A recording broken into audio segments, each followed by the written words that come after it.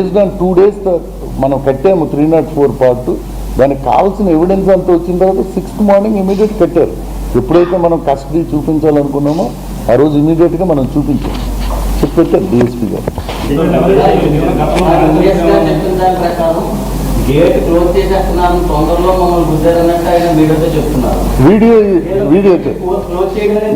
నేను ఆ వీడియో చూశాను. ఆ టైంలో నన్ను మొదటి జస్ట్ ఇలా టచ్ అయిన తర్వాత చూసుకోలేక మళ్ళీ మమ్మల్ని గుద్దాడు. నేను లేచేసరికి అమ్మాయి పూల్లో ఉంది. తర్వాత నేను వీడియో చూశాను. చూసి అప్పుడు వాచ్మెన్ అడ్డంగా ఆగి ఉన్నాడు అనేది ఆయన చెప్తున్నాడు.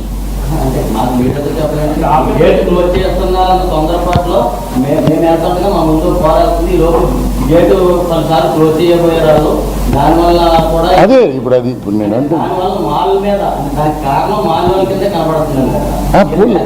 అదే మాల్ బాబు ఇప్పుడు అరే బాబు మాల్ వాళ్ళకి ఇప్పుడు మనం వెరిఫై చేసే వాళ్ళు ఖచ్చితంగా ఆ గేట్ వేయడం కరెక్టే, వాచ్మెన్ అడ్డంగా రావడం కరెక్టే, వీళ్ళు వెళ్ళడం కరెక్టే, పైన వాడితో గొడవ అవ్వడం కరెక్టే. ఇవన్నీ కూడా వెరిఫై చేసి how far they can be included in this case. ఈ డెత్లో వాళ్ళకి ఇంటెన్షన్ ఉందా లేదా చూసి అవన్నీ చూడాలి. అది నెగ్లిజెన్స్ ఉంటే వీళ్ళు add them, there is no issue. అంటే బికాస్ యాజ్ ఫార్ ఎప్పుడైనా A1 to A2 basic primary offenders వీళ్ళు. ఇంకా ఫర్దర్గా ఇన్వెస్టిగేషన్లో ఎవరు ఇన్నోసెంట్, చాలామంది వాచ్మెన్లు ఉన్నారు అక్కడ. పైన ఏమైంది, కింద ఏమైంది, అసలు కింద ఉన్నాడు ఎందుకు ఆపాడు, ఇవన్నీ కూడా మనం క్లారిటీతో మళ్ళీ తీసుకోవాలి. తీసుకొని అది ఆల్రెడీ మాకు దానివల్లే జరిగిందన్నది. డోర్ వేసాడు, అది వేసిన దానికి రిఫ్లెక్షనే వీడు తొందరలో ఉన్నాడు. సో దాంతో ఒకటోసారి గుద్దాడు, 2-3 సార్లు గుద్దడం కూడా తప్పు, అలా రన్ ఓవర్ చేయడం కూడా తప్పు.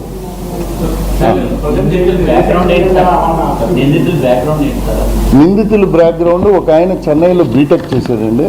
ఈ సపోజ్ టు గో టు ఇది బయటికి వెళ్ళి అబ్రాడ్ వెళ్ళాలి. రెండో నిందితుడు ఎడ్వర్డ్ అనే ఆయన లారీ బిజినెస్ వాళ్ళు అంకుల్ చేస్తున్నారు, అందులో సహాయకారిగా పనిచేస్తున్నాడు. కేసులు అయితే లేవు. CCTNS లో we verify, there are no cases. అది పెర్మిషన్ ఏముంటుందండి, elderly persons, they are elderly persons అండి, మేజర్స్. గేట్ పాస్ అమ్మాయితే అది కూడా ఫస్ట్ షోకి వెళ్ళారు. నేను అంటుంది మేజర్స్ వాళ్ళు, దే ఆర్ మేజర్స్ అన్నా. Yes, culpable homicide not amounting to murder attempt కింద మనం పెట్టాము. దాని కింద నెక్స్ట్ ఒకవేళ ఫర్దర్గా ఏదైనా లింక్ ఉండి మర్డర్ కానీ ఎస్టాబ్లిష్ అయిందనుకోండి, we will alter into murder also. 304 Part 2 అంటే IPCలో. అదే BNS అయితే ఇట్ విల్ కమ్ టు 108 ఏదండి 110 కింద ఉంది.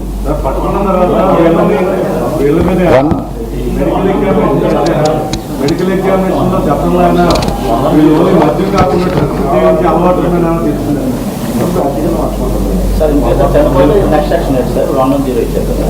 110 ఇది అటెంప్ట్ కదా ఇప్పుడు ఉంది.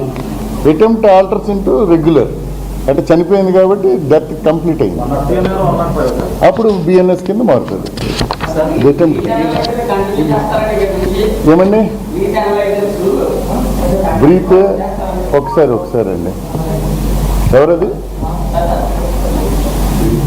Breath analysers already breath analysers మనం కొత్తగా ఒక 6 ఎక్వైర్ చేసామండి మన జిల్లాలో. NH వాళ్ళ దగ్గర తీసుకున్నాం, అలాగే మున్సిపల్ కమిషనర్ గారు కూడా మరొక 4 ఎక్వైర్ చేశారు. ఎవ్రీ డే ఈవినింగ్ ఒక బస్సులో స్పెషల్ పార్టీలు పెట్టి రోజుకి 70-80. నేను కూడా మొన్న నైట్ తిరుగుతుంటే I caught few people. Then I am counseling somebody, he's a young man, he's going to America. So counseling చేసి ఆ నైట్ డీటైన్ చేసి పేరెంట్స్ని పిలిచి నెక్స్ట్ డే మళ్ళీ పంపించాము. But we are doing. బట్ మాల్స్లో అని కూడా అది కూడా మంచిదే, బ్రీత్ అనలైజర్స్ పెట్టి తప్పేం లేదు. బికాజ్ లోపలికి వెళ్ళి పబ్లిక్ న్యూసెన్స్ చేయడం తప్పు.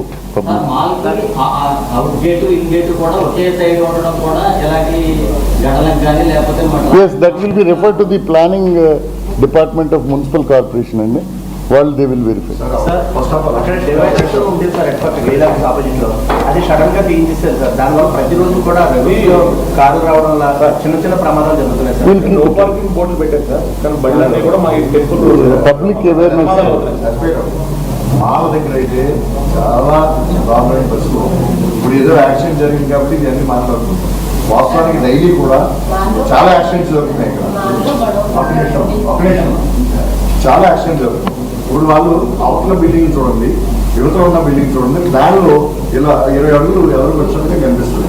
రోడ్డు మీదకి ట్రాఫిక్ కి అభ్యంతరం. So that will be now it will be scrutinized అండి. అక్కడ యాక్సిడెంట్ అయింది కాబట్టి కారణం it is now hot spot అండి.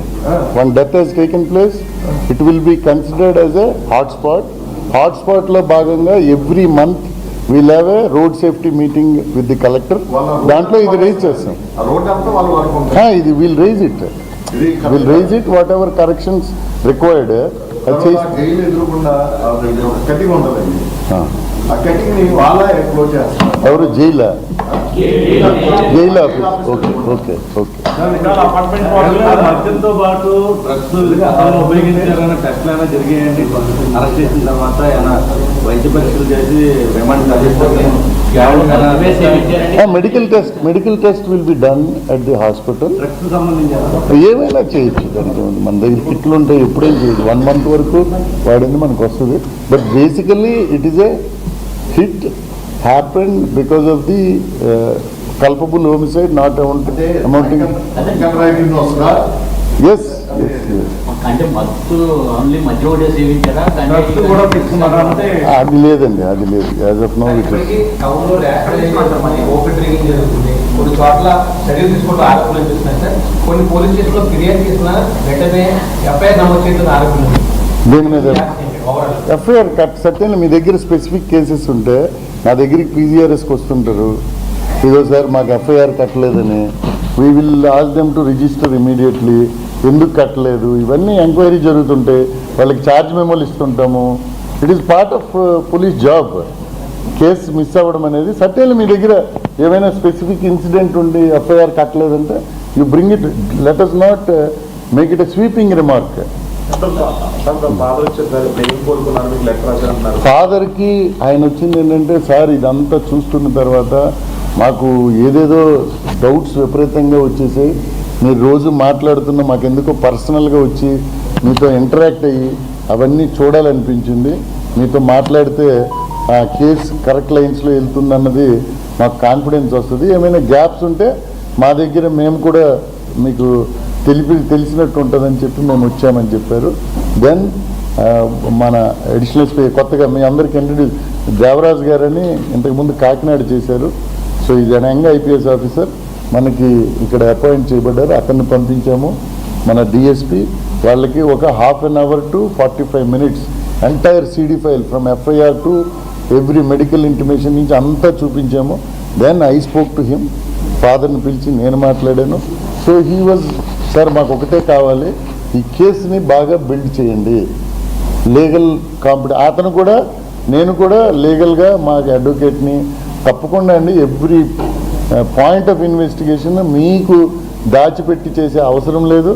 పోలీసులో ఇలాంటి బ్రూటల్ యాక్సిడెంట్ని మేము ఎవరు చెప్పినా అలాంటిది ఏమి ఉండదు. We will be very clear.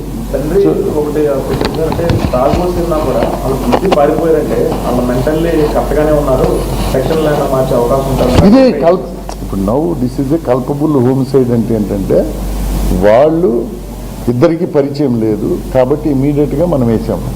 Later on వాళ్ళ బిహేవియర్ కానీ వాళ్ళకు ఉండే పూర్వ చరిత్ర కానీ మనకి ఎక్కడైనా బయటపడుతుంది. ఇట్ టేక్స్ లాంగ్ టైం కదండి. ఒక 20 daysలో మనకి ఫర్దర్గా ఇప్పుడు బయట ఏదైనా ఉన్నా బయటకు వచ్చేస్తుంది, ఏం ఆగదు. మీకైనా చెప్తారు, మీడియాకైనా సంథింగ్ ఎవిడెన్స్ ఎక్కడ దాగదు. So evidence will come out. Locard principle అని ఉంటుంది పోలీసులో. Criminal always leave his footprints everywhere. కాబట్టి ఆయన అక్కడక్కడ ఆయన పాస్ట్ లైఫ్లో కానీ ఏం తప్పులు చేసినా, ఈమెతో వాళ్ళకి సంబంధం ఉన్న ప్రిపరేషన్ ఉన్న, this will be altered to murder.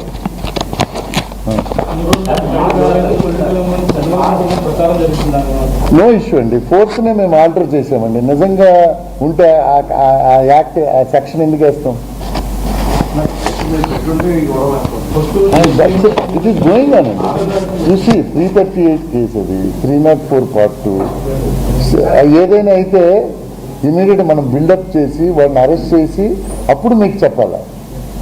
అరెస్ట్కి నేను కాన్ఫిడెంట్గా ఉండే, లేదంటే నేను మీకు చెప్పిన వెంటనే ఏదో అయిపోయింది అనుకోండి, దెన్ ఇట్ ఈస్ ఓవర్.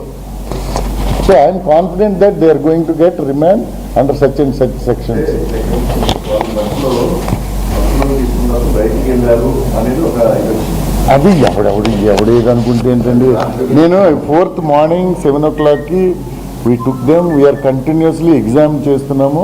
మీలో మీకు తెలియకుండా ఉండదు, మీ అందరికీ తెలుసు. వీఆర్ వెరీ పక్కా ఆన్ దట్. వాళ్ళకి రిమాండ్ రావాలి అనే ఉద్దేశంతో we are building the case. Remand అందుకే క్రూయల్గా ఏది చేయబడిందో చేసాం. మర్డర్ అనేది ఫర్దర్గా వాళ్ళకున్న అవగాహన బట్టి మోటివ్, ప్రిపరేషన్, ఇంటెన్షన్స్ ఇవన్నీ ఎస్టాబ్లిష్ అయితే సర్టెన్లీ దాంట్లో వీళ్ళు ముందు డైలీ స్టేషన్ నుంచి మేము సాయంత్రం ఫోన్ చేసి ఏదైనా డిఎస్ఆర్ ఉందా అంటే చెప్పేవారు. కానీ కొన్ని ఓపిక ఉంచుకున్నారు. మాకు మర్నాడు జరిగినట్టు తెలిస్తే మాకు విషయం తెలియట్లేదు. డిఎస్ఆర్ డైలీ ఏ కేసు చెప్పండి మీ గోపి నుంచి? స్టేషన్ నుంచి అలా కదండి.